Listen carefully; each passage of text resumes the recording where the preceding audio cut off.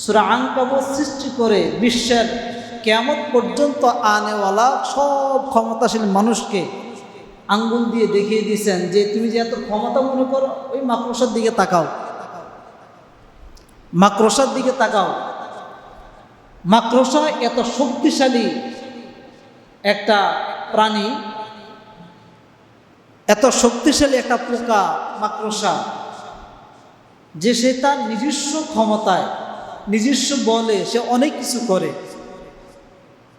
এই যে আমরা একটা বাড়ি বানাই, ইট আমি তৈরি করি না, ক্রয় করে আনতে হয়, সিমেন্ট ক্রয় করে আনতে হয়, বালি ক্রয় করে আনতে হয়, রড ক্রয় করে আনতে হয়।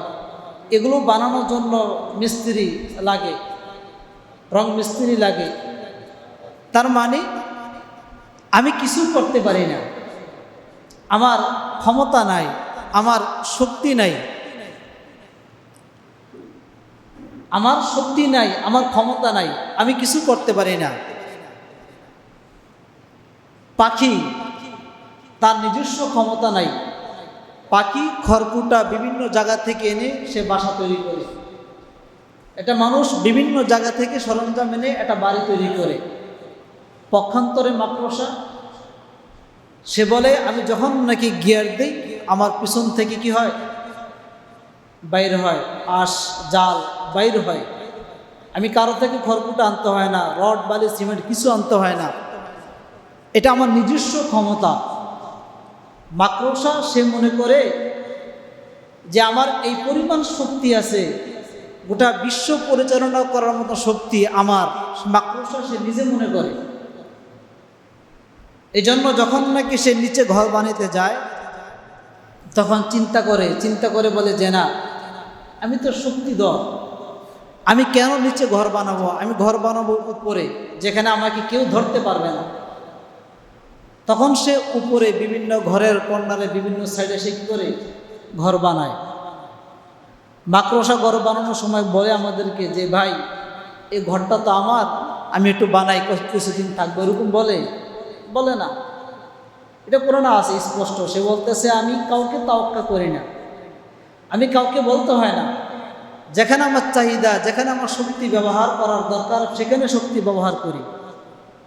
মাকড়সা ঘরের কোনায় বড় একটা জাল তৈরি করে, বড় একটা জাল তৈরি করার পরে এই মাকড়সা দেখবেন একদম মাঝামাঝি মিডলে সে বসে।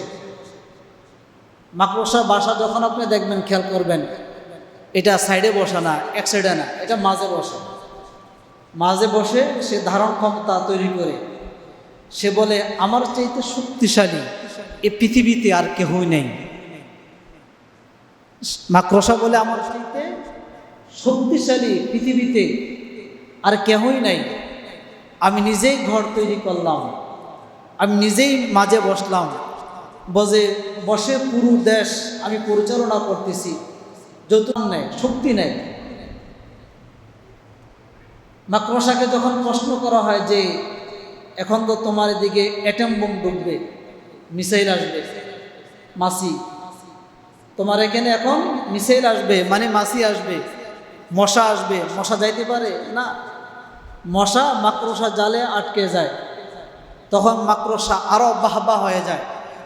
তখন বলে দেখছো আমার ক্ষমতা, এই যে মিসাইল আসতে পারতেছে না, এই যে মশা আটকে আছে দেখছো, অ্যাটম বোম আসতে পারে না, আটকে যায়, মাছি এখানে আসতে পারে না, মশা আসতে পারে না, ছোট ছোট পোকামাকড়গুলো আসতে পারে না, এগুলো আমার জালের মধ্যে বন্দী হয়ে যায়। এটা মাকড়সার বক্তব্য। পক্ষান্তরে যখন নাকি ঘরওয়ালা কোনো মেহমান আসবে, মেহমান আসার পরে যখন নাকি পুরো ঘর পরিষ্কার করে, মাঝে মাঝে সময় দেখা যায় উপরের দিকে তাকিয়ে যখন দেখে মাকড়সার জাল, বাড়িওয়ালা কি করে, হ্যাঁ এটা ভাঙার জন্য কি ট্যাং আনতে হয়, কি বলেন, ককটেল, অ্যাটম বোম, মিসাইল এগুলো আনতে হয় না, নাকি একদম পুরা বরফ বাঁশ দিয়ে একবার এরকম বাড়ি মারতে হয়নি। ছোট্ট একদম নরম তুলতুলে একটা এই লাঠি বা যেটা হোক, এটার মাধ্যমে আস্তে করে একটা ডলা দেয়। শেষ, মাকড়সার শক্তি শেষ। এই যে মাকড়সা মনে করলো যে অনেক কিছু আমার আছে, অনেক কিছু আছে, আমি ক্ষমতাশীল, কিন্তু তার ক্ষমতা নরমে তুলতুলে একটা বস্তুর মাধ্যমে ফিনিশ। সাথে সাথে মাকড়সা করে বাঁক করে চলে যায়, ওই যে চিপা চাপায় ওয়ার্ডরোবের খাটের নিচে বিভিন্ন জায়গায় চলে যায়। বাড়িওয়ালা তারপরে কি বলে, এই ধর তাকে ভিতর থেকে বের করে আন, এরকম বলে না। বাড়িওয়ালা বলে যা গেছে গেছে, যাক সমস্যা নেই, মানে এটাকে তুচ্ছ মনে করে। ঠিক সেম কাহিনী রব্বে করিম বলে, মাসালুল্লাযীনা ইত্তাখাযু মিন দুনিল্লাহি আউলিয়া কামাসালিল আনকাবুত, যে আমি রবকে মাইনাস করে তোমরা যত শক্তি মনে করতেছ, যত ক্ষমতাশীল মনে করতেছ, যত পাওয়ারফুল মনে করতেছ, গোটা পৃথিবী তোমরা দাপিয়ে বেড়াবে মনে করতেছ, হ্যাঁ তোমরা দৃষ্টান্ত নাও আনকাবুত, মাকড়সা থেকে দৃষ্টান্ত নাও। মাকড়সা যেরকম তুলতুলে একটা বস্তুর মাধ্যমে তার পুরো জিন্দিগির ক্ষমতা শেষ, ঠিক তদ্রুপ আমি রব্বে কারীম যখন যাকে ধরব, এর চাইতে আরো তুলতুলে বস্তু দিয়ে মুহূর্তের মধ্যে গোটা পৃথিবী ধ্বংস করে দেব। দৃষ্টান্ত দিছে রব্বে কারীম, মাকড়সার মাধ্যমে দৃষ্টান্ত দিছে। মাকড়সা আবার মনে করে ইত্তাখাযাত বাইতা, মনে করে যে এত বড় আয়তন আমি করছি, আমার তো ক্ষমতাশীল কে আছে।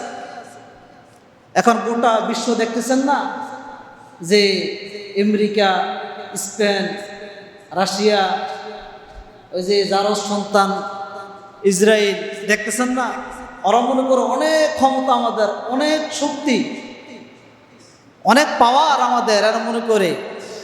রব্বে করিম বলে ইত্তাখাযাত বাইতা, মানে কিছু জিনিস তৈরি করে এত, অথচ বানাল বাইতা বলতে পারতেন, বানা মানে তৈরি করা।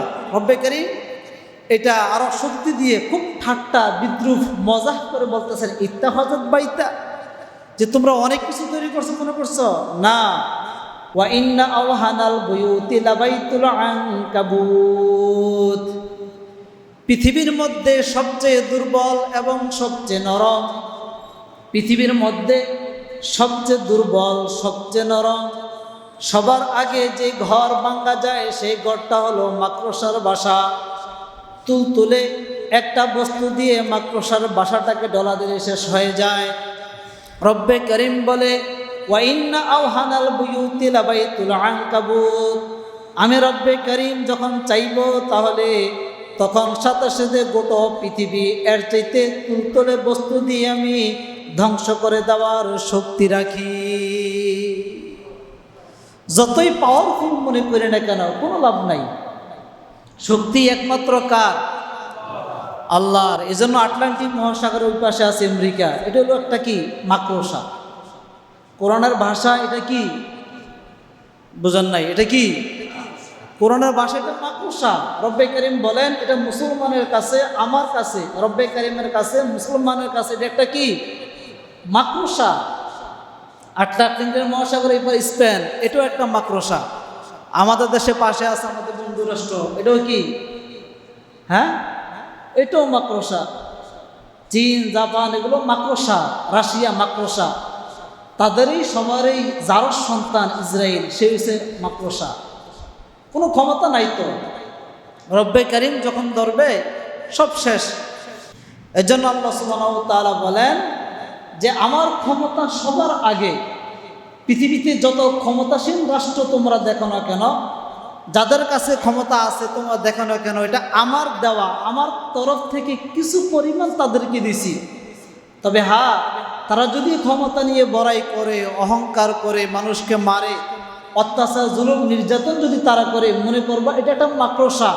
যে কোনো সময় আমি তাদেরকে, যে কোনো মুহূর্তে, যে কোনো জায়গায় আমি তাদেরকে ধ্বংস করে দিতে পারি।